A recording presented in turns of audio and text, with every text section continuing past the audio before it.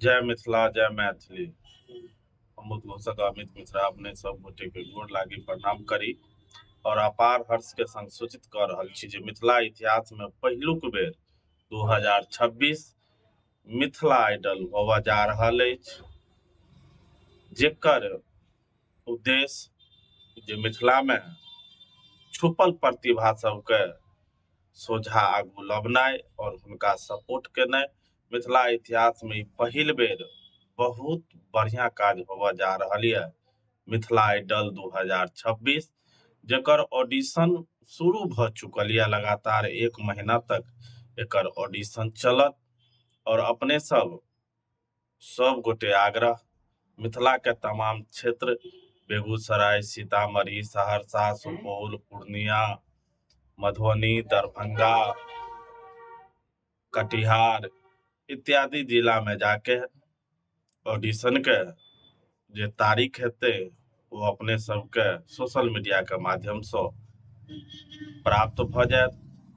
और विशेष जानकारी के लेल हमर फेसबुक, हमर व्हाट्सएप पर्सनल नंबर पर अपने लोगन संपर्क करी। मिथिला के इतिहास में पहिल बेर बहुत सुंदर आयोजन मिथिला आइडल 2026। हम विशेष जानकारी के लेल अपन फेसबुक के अकाउंट में जाके नंबर दऽ देब। विशेष जानकारी के लेल अपने सब ओहि नंबर पर संपर्क कऽ सकै छी। हमर पर्सनल नंबर पर अपने सब संपर्क कऽ सकै छी। एकर सब जानकारी अपने लोकनि के प्राप्त हैत और अपने सब जते प्रतिभागी छी सब गोटे से आग्रह जे एहि इंडियन आइडल में अपने लोकनि भाग ली और मिथिला के तत्वाधान में पहिल बेर बहुत सुंदर आयोजन मिथिला आइडल।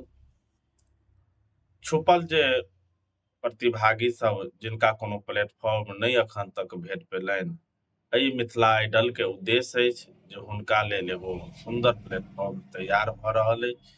अपने सब ऑडिशन के डेट सेहो अपने सबके भेट जाए जे कोन जिला में कहिया ऑडिशन छै आ लगातार 1 महीना तक चलत।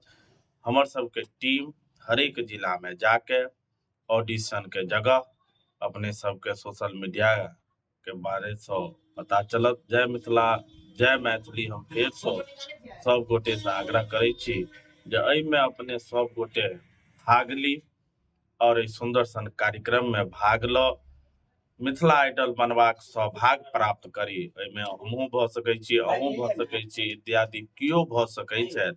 तैं एक बेर मिथिला के इतिहास में पहिल बेर बड़ा सुंदर आयोजन भ रहल अछि। हम अपने अमित मिश्रा सब गोटे से आग्रह करै छी जे अपने सब रजिस्ट्रेशन कराबी और एहिमे भाग ली और मिथिला आइडल 2026 बनबाक सौभाग्य प्राप्त करी। जय मिथिला जय मैथिली।